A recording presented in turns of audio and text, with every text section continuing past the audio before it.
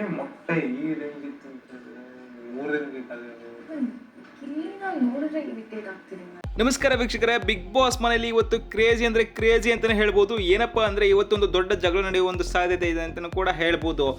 ಏನಪ್ಪಾ ವಿಷಯ ಅಂತ ಹೇಳೋಕ್ಕಿಂತ ಮುಂಚೆ ನೀವೇನಾದರೂ ನಮ್ಮ ಒಂದು ಚಾನಲ್ಗೆ ಹೊಸಬ್ರಾಗಿದ್ರೆ ಸಬ್ಸ್ಕ್ರೈಬ್ ಅನ್ನ ಮಾಡ್ಕೊಳ್ಳಿ, ಹಾಗೇನೆ ಪಕ್ಕದ ಬೆಲ್ ಐಕನ್ನ ಹಾಲ್ಗೆ ಸೆಟ್ ಮಾಡಿ. ಯಾವುದೇ ವಿಡಿಯೋ ಹಾಕಿದ್ರೆ ನಮಗೆ ಬೇಗ ನೋಟಿಫಿಕೇಶನ್ ಅನ್ನೋದು ಬರ್ತಾ ಹೋಗುತ್ತೆ.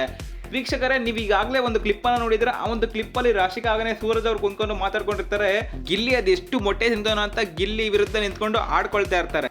ಆದ್ರೆ ನನಗನ್ಸೋದೇನಪ್ಪ ಅಂದ್ರೆ ಹೇಡಿಗಳ ತರ ಹಿಂದೆ ಕುಂತ್ಕೊಂಡು ಮಾತಾಡೋಕ್ಕಿಂತ ಅವ್ನು ಮುಂದೆ ಹೋಗ್ಬಿಟ್ಟು ಮೊಟ್ಟೆ ಇಷ್ಟು ತಿನ್ಬೇಡ ಅಂತ ಹೇಳಿದ್ರೆ ಒಳ್ಳೇದು ಅಂತ ನನ್ನ ಅಭಿಪ್ರಾಯ. ಇವ್ರಂದಿದ್ದು ಸರಿನೋ ತಪ್ಪೋ ದಯವಿಟ್ಟು ಕಮೆಂಟ್ ಮಾಡಿ ತಿಳಿಸಿ. ಹಾಗೇನೆ ಇನ್ನೊಂದೇನಪ್ಪ ಅಂದ್ರೆ ಹಾಗೇನೆ ರಾಶಿಕಾ ಏನ್ ಹೇಳ್ತಾರಪ್ಪ ಅಂತಂದ್ರೆ, ಬಿಗ್ ಬಾಸ್ ಮನೇಲಿ ನನಗೆ ಗಿಲ್ಲಿ ಕಂಡ್ರೆ ಒಂಚೂರು ಇಷ್ಟ ಆಗ್ತಾ ಇಲ್ಲ. ಅವ್ನ ನಡವಳಿಕೆ ಆಗಿರ್ಬೋದು, ಅವ್ನು ರೇಗ್ಸೋದಾಗಿರ್ಬೋದು, ಬೇರೆಯವ್ರನ್ನ ಕಾಲ್ ಕೆಳಗೆ ತುಳಿಯೋದಾಗಿರ್ಬೋದು, ಮತ್ತೆ ನಮ್ದವ್ರಿಗೆ ಮೋಸ ಮಾಡ್ದೋ ಅಂತ ಆಗಿರ್ಬೋದು, ಈ ತರ ಎಲ್ಲ ಬರೀ ಗಿಲ್ಲಿ ಬಗ್ಗೆ ನೆಗೆಟಿವ್ ಆಗಿ ಮಾತಾಡ್ತಾ ಹೋಗ್ತಾರೆ. ನನ್ಗನ್ಸಿದೇನಪ್ಪ ಅಂದ್ರೆ, ನೀವೆಲ್ಲ ಕ್ಯಾಪ್ಟನ್ಶಿಪ್ ಓಸತಿ ಆಟ ಆಡ್ಬೇಕಾದ್ರೆ ನೋಡೇ ಇದ್ದೀರಾ. ಸೂರಜ್ ಅವ್ರನ್ನ ರಾಶಿಕಾ ಅವರೇ ಬಿಟ್ಕೊಟ್ರು.